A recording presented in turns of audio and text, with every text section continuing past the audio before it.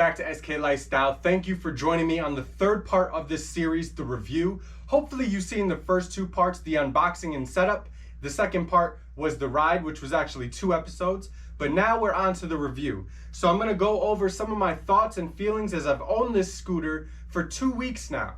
So after this, I'm not gonna leave you guys and girls out to dry. I will have follow-up videos. I have a speed kit that I'll be doing a review on. I have several upgrades to the scooter that I'll be putting on and doing videos on that as well as long-term ownership and that sort of stuff. So stay tuned for all that. Subscribe, and for now, let's get started with the review. So again, hopefully you saw the first part, the unboxing and setup. If you haven't, check out that video up above.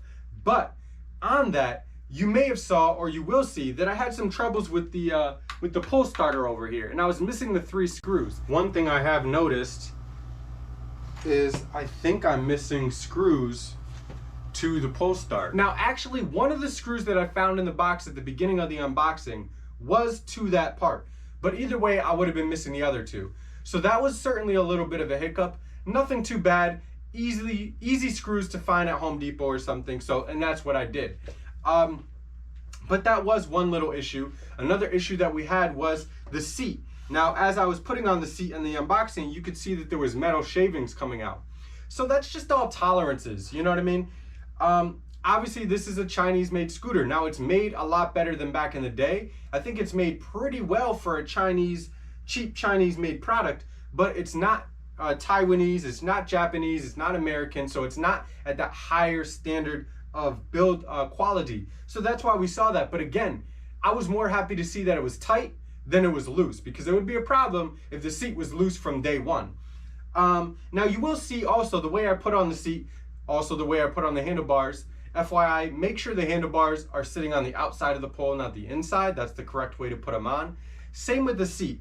Actually, this seat is on backwards. This pole should be facing the opposite way, so that way the screw down here, and actually you can see I lost a screw. There was 2 of them, and those screws are for like the cup holder thing. So if this was turned around, then you would always be able to open up your seat deck. Obviously, you just got to remove this piece. Now, I'd say one of my biggest complaints to this scooter, and you would think it would be the speed, but it is actually the locking system for this deck lid. Now, it's just a personal thing for me. I really like features on stuff. You know what I mean? My old scooter had an electric start, and it was 10 years older than this one. I really wish this one does. It has the button right here, but this is the kill switch instead. So I'd like features like that. I would have paid 50 extra bucks for it. And one of the features that I liked about this scooter was the locking trunk. Now, if it was a Chinese company selling this to me directly, I would understand like a language barrier or something, but the company selling it is from South Carolina. On the webpage, they say locking. In the English terminology, there's a difference between locking and closing, because when someone leaves your house, they close the door. When you leave your house, you lock the door. Difference, right? So this one closes. Now, yes, there is this little latch thing here, and that's pretty much, to me, more to keep the seat in place as a last resort, but it is also a way to keep this storage lid from not opening. But it's not locking. You know, anybody could easily just push this pin out and open the lid. All right, so I got the seat off so you can see a little better. Now this pin goes through the seat and through the frame here, and it holds the seat in place even if the screw underneath is gone or it gets loose inside. But it would also clearly block this from lifting up. So that's what I'm saying about the pin, but it's not locking. Okay, all you do is with this deck, you can push it kind of left or right a little and get it to type of wiggle off. And you see they got these little notches here to lock in. So these are just what are on either side, and you kind of just, again, you just kind of move it left or right to get it off the notch and lift up. So this is a pretty big area in here. You know, it's about 1 foot long. I'd say it's about 4.5 to 5 inches tall. So you're gonna be able to fit a good amount in here. But again, it's not locking, it just closes. And again, if you wanna close it, you kind of just gotta go left or right and then get it to clip in place.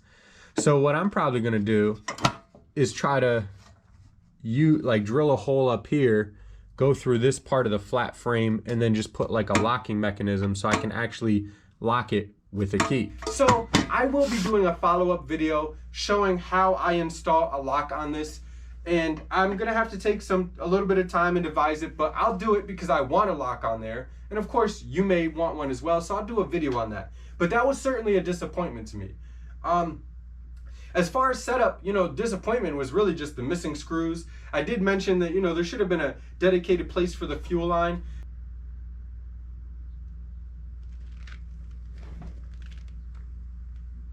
But it's all little stuff. You know what I mean? The biggest thing to me was that. Now, my second biggest gripe would have to be the speed, because there's not too many other issues that I have to go over, but I will go over a bunch of things anyway in detail just to describe what I think about them and so forth. But major issues, so I guess I'd leave it to the speed. And that's just because, I really was hoping to get at least 25 miles an hour out of the box.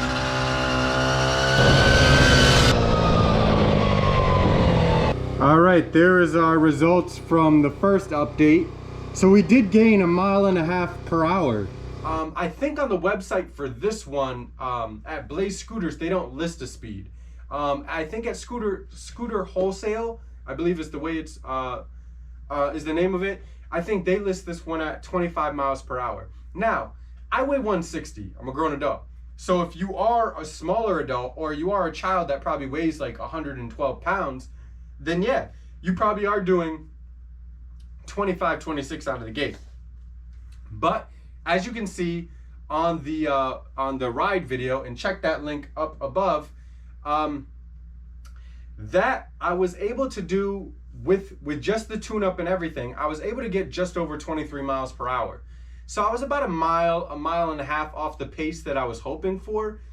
And that's really not too bad. I mean, you do see in the second episode of the ride how I was able to tune it a little bit to get some more speed. Now, I have to put a caveat that if you're dying to have the fastest scooter, don't buy this one.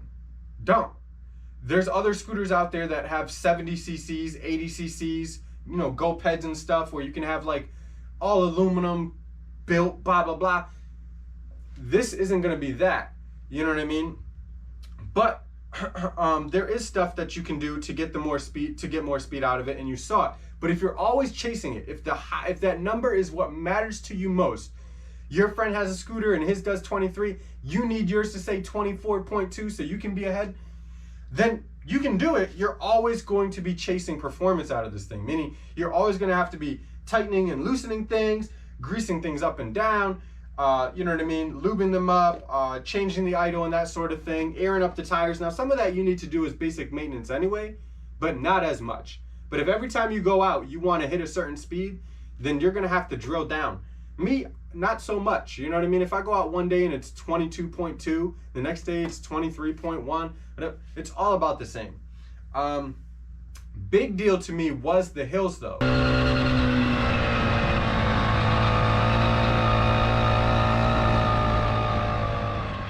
Short, steep increases like my hill for my driveway, you can get up at 4 to 6 miles an hour. Any steep kind of hill that you're driving around town in, you can probably get up at around 12 to 13 miles an hour. And any gradual, slow slope, you're probably still doing like 17 to 18 miles an hour, which is decent speed when, the top speed of it is 23 miles an hour. It's basically almost able to do top speed at a gradual slope like that. Hill like this, again, more like 12, 13. And again, a hill kind of about the same, but from a dead stop and short is about 4 to 6 miles an hour. So that does matter to me. You know what I mean? I don't want to be pushing this thing around wherever I go. So that is a big deal. Go to campgrounds and stuff. There's going to be hills and stuff. You want to be able to get up them. Now they do make a street tire. So I think if you're also chasing after performance, it's a little over $50 for the tire on the website. But and I haven't tested it. If I get one, I will. So, this is just my assumption here, people. But I would guess the way this scooter operates, it probably would get you another 1 to 2 miles per hour, sorry. But these tires, I do like them. I like the fact that they're knobby. You know, I can go on grass, like light off-road. You're not using it like a dirt bike, but you can use it light off-road for sure. And it gives me a little more confidence.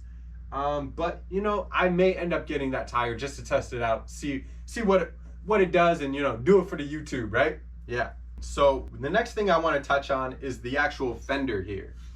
Now, this fender, again, looks really nice and everything, but what you need to understand is, again, these aren't made to the most accurate serious tolerances. And so this fender, the actual bracket on it, when it came, if I installed it the way it was, it'd be rubbing against the tire. So you can see in the first video when I'm unboxing that I did have to take it out to the vise, smack it a few times with a mallet, and that fixed the problem.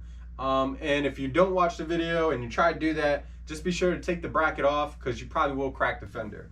Now, one other piece that does work fine but does have an issue is the kickstand. And believe it or not, the one time this scooter was dropped was right before I got to start it. The one problem with it is that the rubber piece at the bottom twists.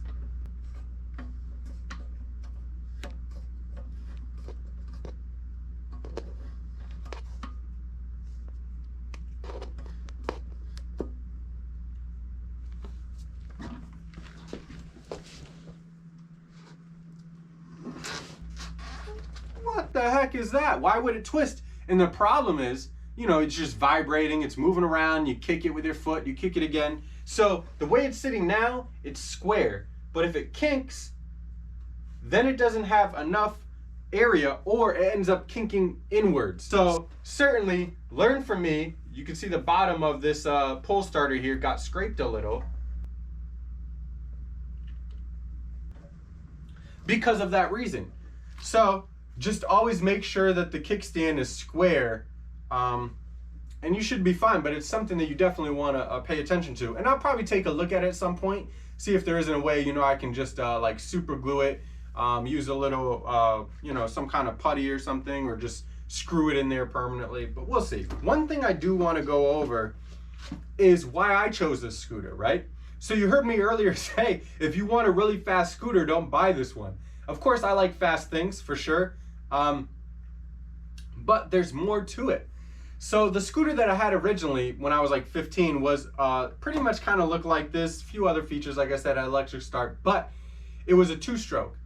And that one was a little more peppy. Now, from Blaze Scooters and I think Scooters Wholesale, they do have basically the same version in a two-stroke. So if out the box you want the most power without having to buy any extra stuff, get the two-stroke. Now, why did SK not get the two-stroke?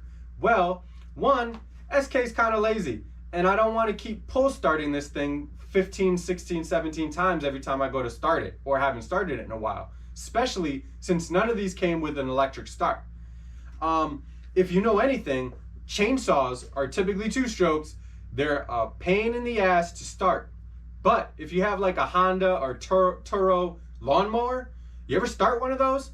You probably didn't use it in a whole year, and you pull it once or twice and it just turns right over. That's what this is. It's a four-stroke. It's gonna always be very easy to start, and it'll be very easy for someone else to start. So if I let someone drive it and they get down the street and for some reason they turned it off by accident, they probably won't have a hard time kicking it back on. You know what I mean? And the harder it is to turn back on, the more you mess with it, the more forceful you are, and that's how you end up breaking like the pull start and stuff. So I like that idea. The other reason is it's quieter. So I'm not going to be pissing off all my neighbors and stuff when I go to take a quick joyride. It's not going to be like, you know what I mean? Like, it's different if you're in your backyard with a chainsaw cutting something up. But if you're just going up and down the street over and over, and all it is just chainsaw sounds, or, you know, some broken exhaust from like some little mini pit bike type sound, people are not going to enjoy that much. You need to think about these things, right? This, you probably wouldn't hear it if you're inside your house. And even if you're outside your house, if you're like 2 houses away, it might sound like somebody's weed whacking. And then the final reason is the vibration. This is going to vibrate a lot less than the two-stroke will. Now, mind you, they both vibrate a lot. You know, compared to like an old motorcycle from like 15 years ago that's like carbureted, This probably vibrates 2 to 3 times that amount. So if you get a 2-stroke, you're probably doubling, tripling that. So that's just some kind of representation. You know, I can ride this for 10, 20 minutes, get off, and I might feel a little buzz, but I'm all right. It's fine. The other 2 strokes, you're really gonna feel it after you get off. It's just gonna be like this little tingly feeling all through your body because you've been vibrating the whole time. And it also, if you're vibrating that much while you're riding and you're trying to concentrate and stuff, it kind of take away from your focus and so forth and the enjoyment of the ride. So this not only has nice big shocks and so forth and a good seat and all that, but it has a lot less vibration. So it's a lot better to ride with and enjoy. So that's why SK got this 4-stroke. And I also knew there was a few things that I could do. So to compensate, I can get the speed kit, which I did. Video coming. Subscribe. Check it out. But that was my kind of idea and thought process on the reason why I went with this 4-stroke scooter. So one thing I will talk about too is the return to center on the steering wheel here. It kind of reminds me of like a kid bike almost. Like whenever it's center, it like notches in. Not hard, but do you see that? Like look, see how free it is? And then watch. See how it just stopped? And then it will sit there. So I just wanted to talk about that for 2 reasons. Now again, I did say it kind of reminds me of like a kid bike or whatever, but I think it's important for this.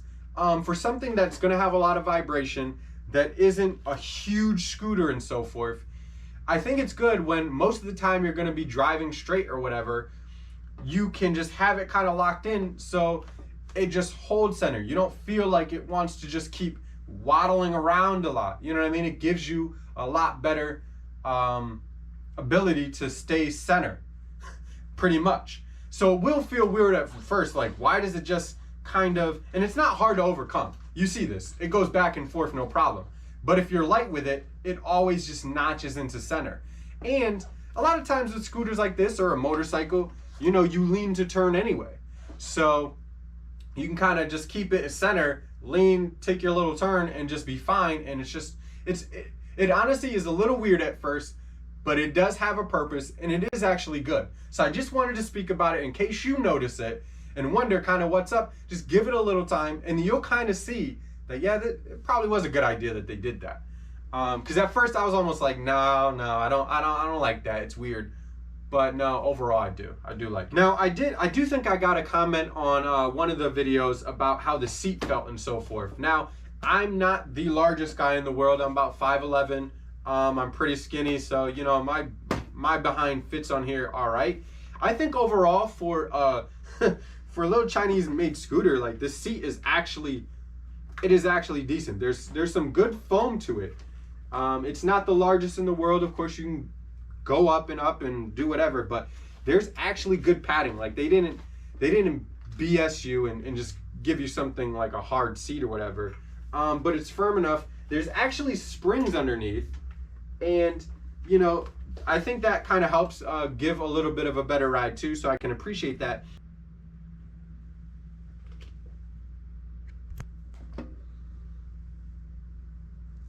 The one thing I will say is this seems to, I got it locked in good now.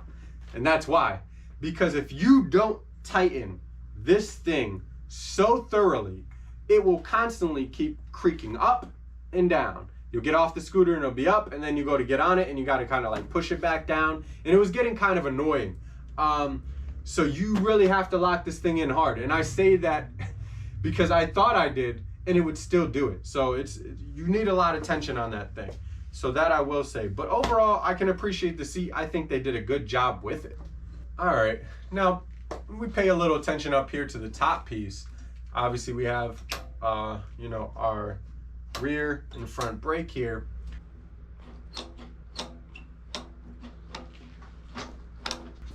I just want to say that these not only look really good, solid pieces and so forth, and they actually have the brake calipers, but they stop hard.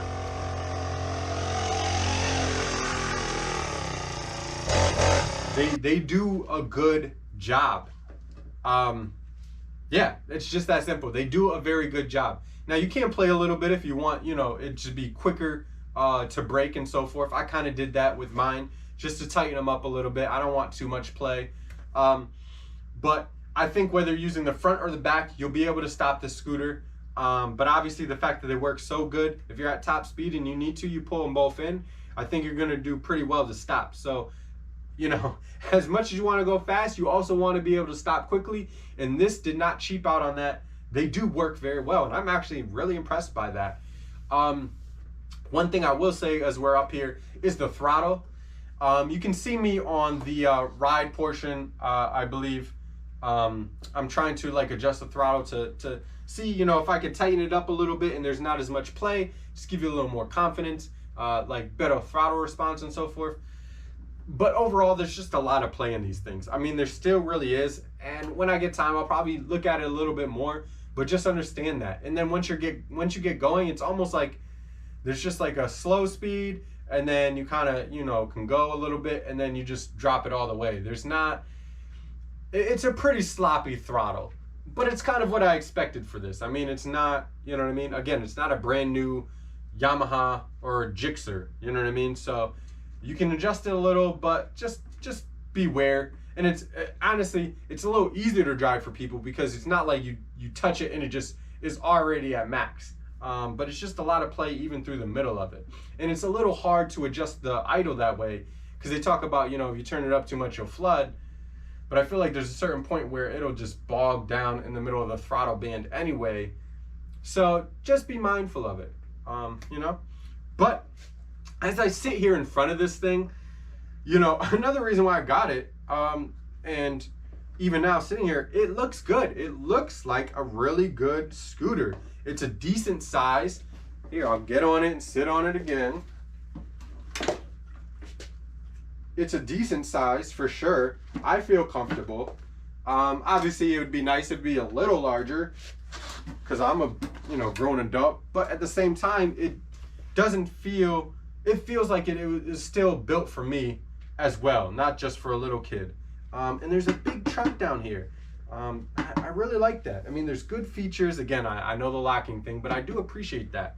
But it just looks good. I like the fact that they have the little carbon fiber look on the fender. And they didn't have to do that. It could just be a black or whatever. And I'm sure, but it's a little cool extra feature.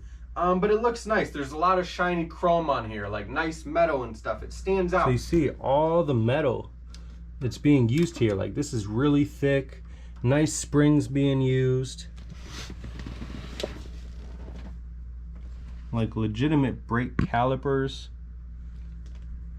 Just very impressive all the way through. Same with the back here.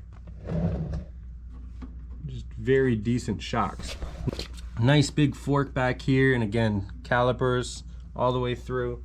Not bad at all. So I definitely appreciate this seat lever. It is got some nice springs, nice big thick handle, rubber grip here.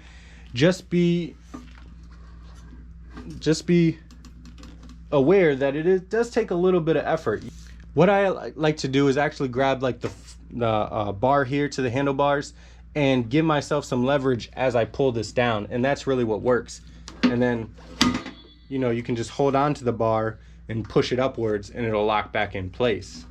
It gives the appearance that it is well made and probably a little better than you would think. And I like that. I like that the big shocks stand out. Nice 11-inch knobby tires and so forth. And again, it came with a bunch of stickers, but none of them came on it, which I like because I do vinyl and stuff.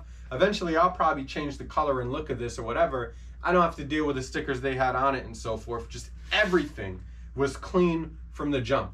There wasn't one sticker on here. So I really do appreciate that as well. But yeah, it's a pretty good looking little gas powered toy scooter. You know what I mean? Yeah. Let me know what you guys think. Do you think it looks well? Comment down below. Leave those comments. SK will always get back to you. All right, so as I turn her around here so you can see another good shot of her, I just want to talk about too, you know what I mean? Like obviously the speed isn't anything crazy, but it's pretty decent. Along that line, the torque. Now I feel like it gets off the line fairly well. It's not too rushed, so I think like anybody can, you know, get accustomed to it, but it definitely gets going fine.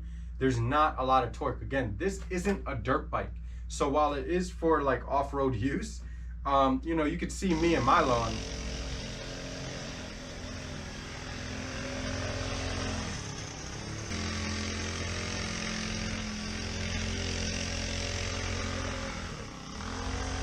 It's not going to rip up the lawn. Now, if you spend all day, 5 hours out there just driving back and forth, of course, it's going to do something to your lawn. But this is the kind of thing where you can, you know, go across lawns and so forth and stuff like that and not really mess them up. So, you know, if you have a pretty nice house and you're worried about your kid, you know, really tearing up the lawn, then this probably isn't going to be that bad. The two-stroke probably has a little bit more grunt, and if you got the knobby tires, then it might do a little bit more, but I can't imagine. You know, they're both like 2 horsepower, 2.5 horsepower. But yeah, if you just grab the throttle, I mean, it's not going to do anything. It's just going to go and just slowly get going. So yeah, just one thing to be mindful of, not really that bad on your lawns. Now, I do want to say one more time, if the company is listening, I would have certainly paid $50 more to have a built-in electric start on this scooter. Who knows? Maybe I can devise something, but I don't know. It's not that big of a deal. Again, that's why I got the 4-stroke. But it just sticks out to me. You know, it's just so nice just to press the button and have it turn on. So as we go to wrap up this review, what do I think about this scooter? I think it's a really great value. I think for the money that I spent, I got my money's worth. Now, I've only had it for 2 weeks. I probably only put about just about 20 miles on her. But that's a decent amount for a little scooter like this, you know what I mean? I got cars and stuff, and not like it's my main transportation. But it's held up pretty well overall. Now, one thing with any of these scooters, and they even say it in the thing, and it's funny enough, as I was talking about the back of the seat, I noticed when it was going to screw, you do have to tighten this thing down all the time. Like, I was literally gonna go tighten this down after this review, just since I have it out. And of course, lo and behold, I find at least one screw gone. And that's what'll happen if you don't touch it. Now, the screws on the seat, I haven't touched since I put this thing together. So that's just something to be mindful of. I think it's going to be the case no matter whether you get a GoPed, whether you get a, you know, Uber Scoot, I think it's called, or a scooter like this. They're all going to be buzzy and moving around and vibrating, and you're going to just have to screw everything down a lot. But yes, overall, I was just afraid I was going to get, you know, some kind of crappy machine. And of course, you know, a year from now, you know, everything could fail on this. But again, that's why I got this channel. That's why you guys got me. I am going to do follow-up videos. If it completely craps out and is a complete mess, you'll know about it. But from this point, I have to give the company in South Carolina credit, Blaze Scooters, credit, because they did provide me a good product. And yeah, a couple screws missing and stuff, things happen, you know what I mean? Oh, and that's what I want to say. I need to give them credit as well, because I did email them, and they did mail me out the 3 screws, and I got them in like 2 days. They were right on it. And along with the pictures of the gas tank, they suggested to get some pictures from them of the gas tank for installation. So as soon as I read it, I did it. But as soon as I started looking at it, you know, I realized I didn't really need them. But again, they emailed me back that same afternoon with the pictures.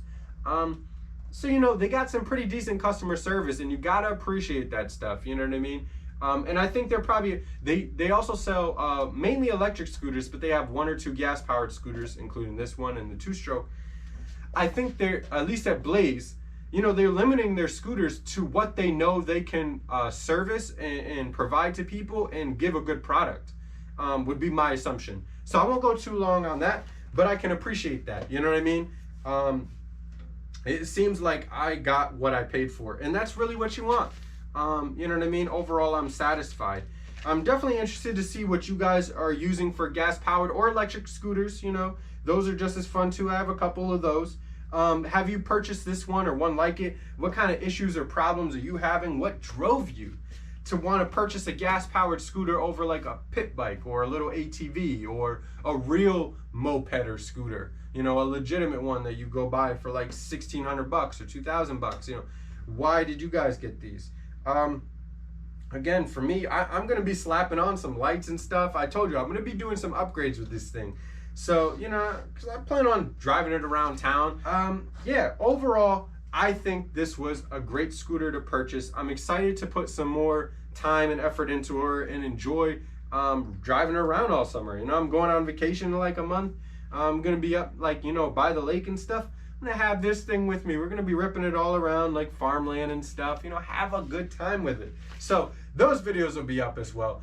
I appreciate it, you taking the time to look through this whole series with me, from the unboxing to the final review.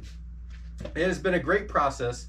I appreciate your time. Hopefully you appreciate this video. If you did, give it a like, share with all your friends and family, comment down below, and most importantly, subscribe to SK Lifestyle. I really appreciate it. Hit that notification bell too. I usually post 1 to 2 times a week. And with that said, I'm gonna leave it right here. And actually maybe we'll go take it for a ride because hey, this thing is pretty cool, right?